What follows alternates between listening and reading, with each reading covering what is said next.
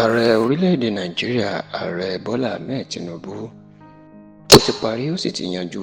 ìjà tó ń lọ láàrin àwọn aṣòfin ilé ìgbìmọ̀ aṣòfin ìpínlẹ̀ Èkó Lagos State House of Assembly tí Tinubu tó sì ti jẹ́ kí gbogbo àwọn aṣòfin náà mọ̀ pé òun kò fẹ́ gbọ́ awuyewuye tàbí ìjà kankan láàrin wọn mọ́ ìyẹn bí wọ́n bá gba òun gẹ́gẹ́ bí bàbá àti aṣíwájú fún gbogbo wọn. Kì í ṣe ìròyìn mọ́ pé ará òró òkun arúurú ẹ̀díẹ̀ lọ́rọ̀ ilé ìgbìmọ̀ aṣòfin ìpínlẹ̀ Èkó ló dà láti nǹkan bí oṣù méjì sẹ́yìn nítorí pé lọ́jọ́ 13 oṣù kìíní ọdún tí a wà yìí the 13th of January 2025 ó ní àwọn aṣòfin mẹ́rìndínlógójì yìí ni wọ́n máa yọ abẹnugan wọn Honorable Mudashiru Ajayi Obasa iná yọ kúrò ní ipò abẹnugan wọn lásìkò tí bàbá náà tó wà ní ìlú Atlanta, Georgia lórílẹ̀‐èdè United States of America níbi tí ó ti lọ fún ìsinmi ráńpẹ́. Ṣùgbọ́n bí wọ́n ṣe yọ Obasa tí wọ́n fi igbákejì ẹ̀ Honorable Mojísọ́lá Miranda tó fi ṣe abẹnugan ni Obasa mà ti gba ilé ẹjọ́ lọ tó sì yarí wípé kò sẹ́ni tó lè gba ipò abẹnugan lọ́wọ́ òun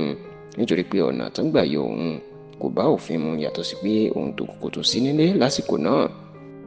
Bó tilẹ̀ jẹ́ pé àwọn àgbààgbà ẹgbẹ́ òṣèlú APC ìpínlẹ̀ Èkó tí wọ́n ń pè ní Governing Advisory Council GAC lábẹ́ alága wọn ọmọọba Tajudeen Olúṣí wọ́n gbìyànjú láti yanjú wàhálà náà ṣùgbọ́n wàhálà ọ̀hún ìgbìyànjú wọn kò máa so èso rere tí wàhálà ọ̀hún tí ò sì wálẹ̀ láàrin àwọn aṣòfin ìpínlẹ̀ Èkó àti Honorable Mudashiru Obasa. Ṣá o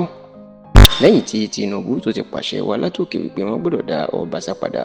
nítorí pé ó rí gẹ́gẹ́ bí ìwà ọ̀dàlẹ̀ àti ìdìtẹ̀gbàjọba pé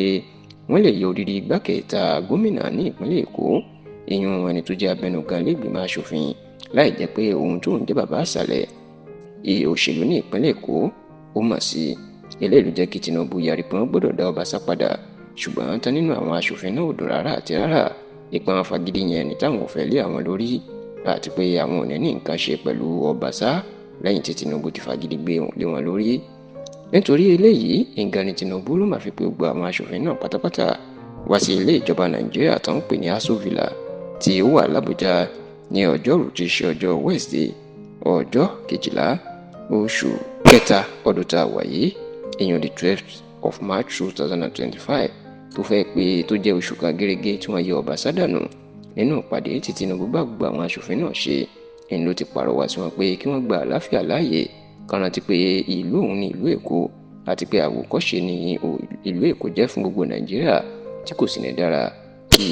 wọ́n máa fa wàhálà tí yóò máa da ìdàgbàsókè ìpínlẹ̀ náà rú. Tinubu wá gba ọgbọ́n láàyè láti sọ èrò ọkàn wọn lẹ́yìn tí wọ́n sì sọ̀rọ̀ ló gbà wọ́n pé kán gba Obasa gẹ́gẹ́ bí adarí wọn àwọn ò ní yọ Obasa mọ́ kan lọ ṣiṣẹ́ pẹ̀lú ẹ̀ fún ìdàgbàsókè ìpínlẹ̀ Èkó tó sì ní òun ò fẹ́ gbọ́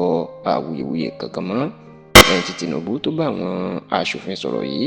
iná máa kọrin tó máa fi ń ṣàpọ́nlẹ̀ ìyún orin Ọ̀yọ́ mandate we shall stand tó sì tó fìdí ẹ̀ múlẹ̀ pé àwọn gba Tinubu ní bàbá àti aṣíwájú àwọn àti pé ẹ̀yìn ẹ̀ làwọn wà lọ́jọ́kọ́jọ́ gbogbo ohun tó bá sì sọ ni làwọn yóò máa tẹ̀lé.